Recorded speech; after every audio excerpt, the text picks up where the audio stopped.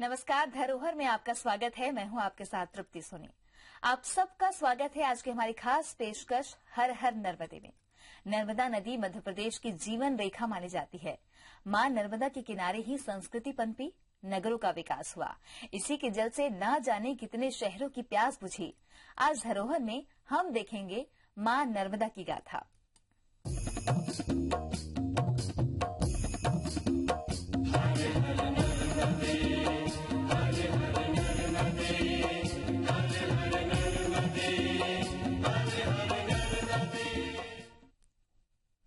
मां नर्मदा, जिन्हें शिव की पुत्री माना गया है, मध्य प्रदेश में मां नर्मदा नदी की अविरल धारा के रूप में बहती है।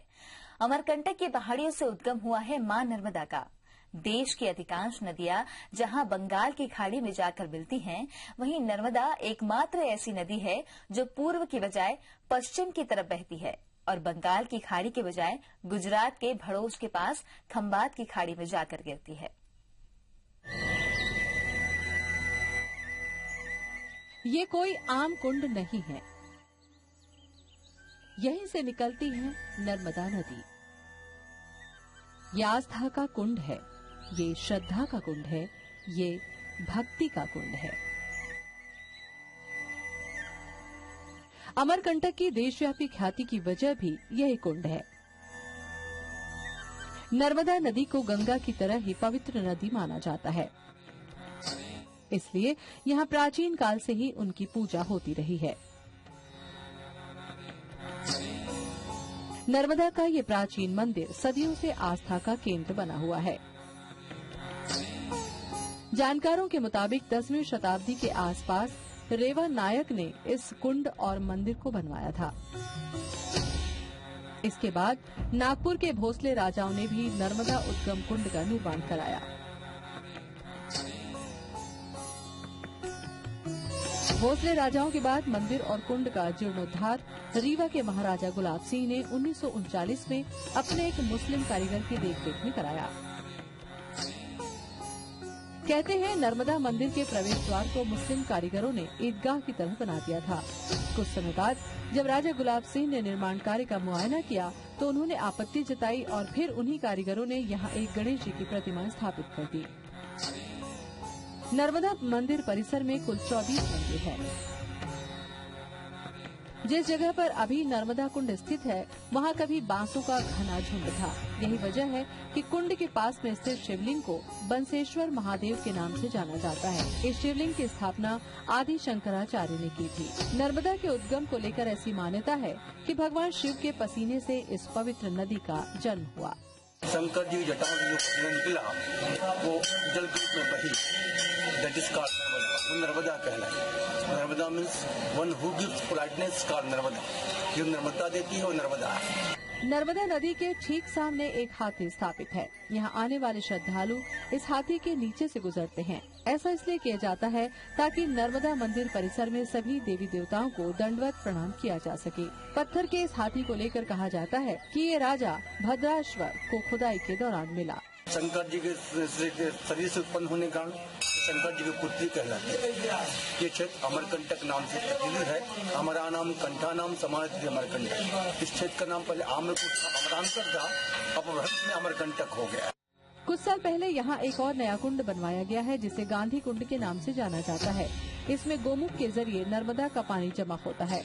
शास्त्र में ये भी कहा गया है कि गंगा में स्नान से, यमुना में आचमन से और नर्मदा के दर्शन मात्र से ही सारे पाप धुल जाते हैं।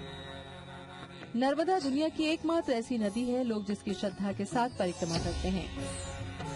नर्मदा की परिक्रमा पथ 1-2 नहीं बल्कि सैकड़ों किलोमीटर लंबा है। नर्मदा की परिक्रमा को मोक्षदायी और सर्वफलदायी माना जाता है।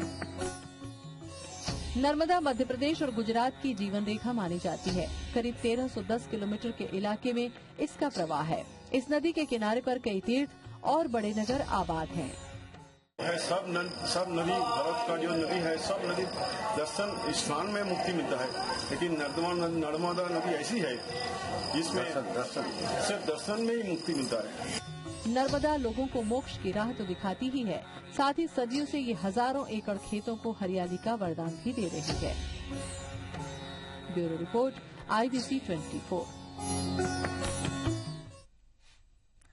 नर्मदा नदी अमरकंटक से निकलते हुए डिंडौरी, होशंगाबाद और जबलपुर पहुंचती है। मध्य प्रदेश में नर्मदा नदी के किनारे कई सुंदर घाट बने हैं। इन घाटों में हर दिन 30 त्योहार है। हर पल हर क्षण शुभ ही शुभ नजर आता है, क्योंकि मोक्षदायिनी मां नर्मदा के तट पर आबाद है ये घाट। ब्रिटिश काल में बने इस घाट को सेठानी घाट के नाम से जाना जाता है, जो मौजूद है मध्य प्रदेश के होशंगाबाद में।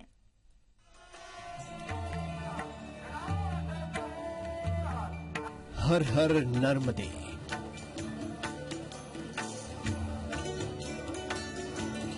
नमामि देवी नर्मदे। मां नर्मदा में बस एक डुबकी से हर जाते हैं सब संकट, हो जाते हैं सब मनोरथ पूरे और खुल जाते हैं मोक्ष के पथ, क्योंकि मां नर्मदा जीवनदायिनी भी है और मोक्षदायिनी भी। अमरकंटक से लेकर खंबात की खाड़ी तक मां नर्मदा का हर एक घाट पुण्यदायिनी है। लेकिन मध्य प्रदेश के होशंगाबाद का घाटों का घाट सेठानी घाट अपने आप में विशिष्ट है।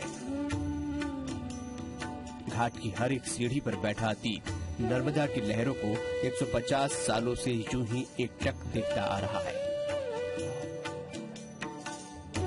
करीब 3 किलोमीटर में फैले सेठानी घाट पर सालों से आस्था और श्रद्धा का संगम होता आ रहा है।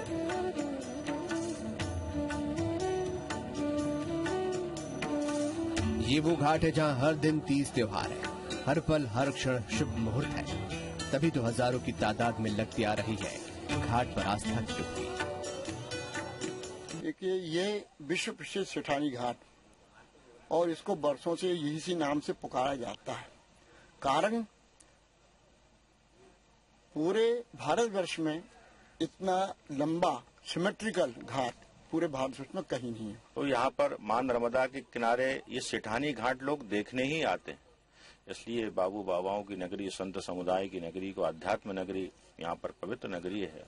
तो हम तो ये मानते हैं कि इस पुरातन और ऐतिहासिक नगरी और इस ऐतिहासिक घाट को हमको संजो करके रखना चाहिए। मां नर्मदा के किनारे बने सेठानी घाट का निर्माण ब्रिटिश हुकूमत के जमाने में 1880 में हुआ था।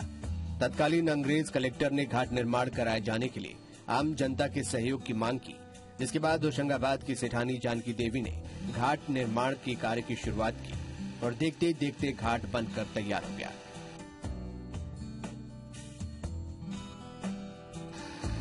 इसके बाद सेठानी जानकी देवी ने इस घाट को प्रशासन को सौंप दिया। तब से लेकर आज तक इस घाट को सेठानी घाट के नाम से जाना जाता है। सेठानी घाट बना हुआ है। अंग्रेज ने उसको देखा कि यहाँ पर एक चलते चलते उसका पैर फिसल गया, तो सेठानी देवी ने यहाँ पर उसका निर्माण कराया और ये इसको लगभग सेठानी घाट को बने हुए 150 वर्ष हो गए हैं। सेठानी घाट क्यों? क्योंकि जानकी सेठानी ने उसको निर्माण करवाया था। इस घाट को लगभग 135 वर्ष से ऊपर हो चुके हैं। होशंगाबाद में भी ये परंपरा थी, नर्मदा जी के किनारे दूर दूर से लोग आते थे। तो तब के अंग्रेज कलेक्टर के ध्यान में ये वाली बात आई कि यहाँ लोगों को दिक्कत होती है। आपने देखा होगा किनारा हमारा काफी नीचा है, बैंक जो है रिवर का। तो उसने इस चीज की इनिशिएटिव ली थी कि यदि कुछ लोग सहयोग करें तो ये घाट बना दिया जाए। उस वक्त जानकी सेठानी ने ये बीड़ा उठाया था कि इसके निर्माण पर जो भी खर्च आएगा वो देंगी। तो ये खर्च उन्होंने वहन किया और उनके पुत्र थे सेठ डालचंद जी, उनके सुपरविजन में ये बना, जिसमें तत्कालीन कलेक्टर सहित पूरे अंग्रेज जो प्रशासन था उनका पूरा इसमें सहयोग था। इस तरह से इसकी नींव पड़ी। ये करीब करीब 135-40 वर्ष पुराना ये घाट है। सेठानी घाट आज उस तीर्थ स्थान की तरह है जहां हमेशा वैदिक मंत्रोच्चार से गुंजायमान रहती है चारों दिशाएं। इस घाट पर नर्मदा में स्नान करने से पुण्य तो मिलता ही है, साथ ही देश प्रदेश से आने वाले श्रद्धालु घाट पर कई धार्मिक अनुष्ठान भी कराते हैं।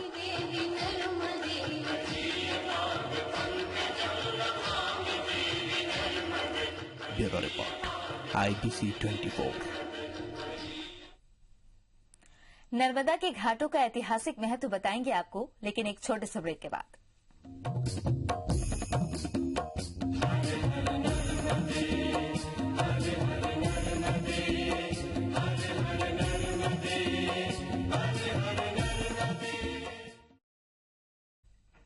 के बाद आपका स्वागत है। नर्मदा नदी की खूबसूरती हर किसी को अपनी ओर आकर्षित करती है, लेकिन जबलपुर में नर्मदा नदी का अलग स्वरूप देखने को मिलता है। यहाँ के घाटों का अपना ही महत्व है, लेकिन जो जगह लोगों को अपनी ओर आकर्षित करती है वो है भेड़ा घाट।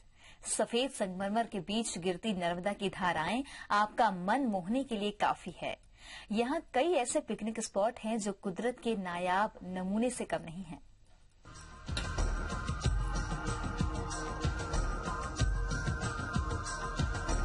मध्य प्रदेश की जीवन रेखा कही जाने वाली नर्मदा नदी जबलपुर में ऐसी खूबसूरती दिखाती है जैसी अमरकंटक से भरूच के बीच और कहीं देखने को नहीं मिलती। अटखेलियां कर अद्भुत नजारे दिखाने वाली नर्मदा की धाराओं को हमने भी अपने कैमरे में कैद करने की कोशिश की, ताकि आपको भी हम कुदरत की करामात दिखा पाएं। इस सफर को हमने शुरू किया जबलपुर जिला मुख्यालय से और नेशनल हाईवे 12 पर चलते हुए हम पहुंच गए भेड़ा घाट चौराहे पर। 5 किलोमीटर का सफर इतना सुहाना है कि इसे तय करते हुए मन नहीं भरता, लेकिन मंजिल की खूबसूरती की कल्पना आपको आगे और आगे लिए जाती है। मंजिल जितनी नजदीक आती है, सफेद संगमरमर की वादियां उतनी ही प्यार से पुकारने लगती हैं। इसी खुमारी में आप कब भेड़ा घाट पहुंच जाते हैं पता ही नहीं चलता। भेड़ा घाट पहुंचते ही हर शख्स धुएं की धार की तरह दिखने वाले नर्मदा के उसी जलप्रपात की तरफ खींचा चला जाता है जो पूरी दुनिया में अपनी बेमिसाल खासियत के लिए जाना जाता है। जी हाँ, इसी बेमिसाल खूबसूरती को कोई जन्नत कहता है तो कोई कुदरत का नायाब नमूना। सफेद संगमरमर के बीच गिरती नर्मदा की ये अथाह जलराशि देखने वालों को एक बारगी अवाक कर देती है। यहाँ नर्मदा का प्रवाह इतना तेज है कि वो धुएं की धार की तरह नजर आता है। कहा जाता है कि नियाग्रा फॉल के बाद भेड़ा घाट के धुआंधार में सबसे तेजी से पानी नीचे गिरता है और इससे दूर दूर तक छिटकते ठंडे पानी के छींटे जब थके हुए सैलानियों को छूते हैं तो पल भर में उन्हें दोबारा ताजा दम कर देते हैं। और मैंने कहीं पढ़ा भी था कि काफी अच्छी जगह है, एक नेचुरल जगह है और जन्नत है। तो सच में यहाँ आके लग रहा है कि एक जन्नत में हम लोग पहुँच गए आके। मैं पहले भी यहाँ आ चुकी हूँ, लेकिन मुझे लगता है अगर जन्नत है तो यहीं जबलपुर में, यहाँ शायद इसको धुआंधार ही बोलते हैं। बहुत ही अच्छा लग रहा है। इनफैक्ट मैं पहले भी यहाँ पे आ चुकी हूँ बचपन में अपने मम्मी पापा के साथ, लेकिन उस वक्त की यादगारी इतनी अच्छी नहीं थी। अभी आकर कैसा लग रहा है, बहुत ही खूबसूरत जगह है। धुआंधार की ये बेमिसाल खूबसूरती देखने के बाद आप यहाँ मौजूद कैंटीन में कुछ रिफ्रेशमेंट भी ले सकते हैं। साथ ही दिल करे तो कुछ वक्त शॉपिंग का भी लुत्फ उठा सकते हैं। धुआंधार के पहुंच मार्ग पर दोनों ओर आपको कहीं तानपुरे से अलौकिक तान निकालते जाते फकीर मिल जाएंगे तो कहीं पूरी दुनिया में प्रसिद्ध यहाँ के मार्बल ज्वेलरी और सफेद संगमरमर के सुंदर शिवलिंग मिल जाएंगे। भेड़ा घाट की दिव्यता से जब आपका एकाकार होता है तो अंतरिक्ष में उड़ने लगता है मन और हम ये कहने को मजबूर हो जाते हैं कि काश वक्त यहीं ठहर जाता। काश हमेशा के लिए इसी तरह हम भेड़ा घाट से गलबहियां कर पाते। Bureau report, IBC 24। यहाँ रुकेंगे एक छोटे से ब्रेक के लिए, लेकिन कहीं जाइएगा नहीं क्योंकि नर्मदा की गाथा अभी बाकी है।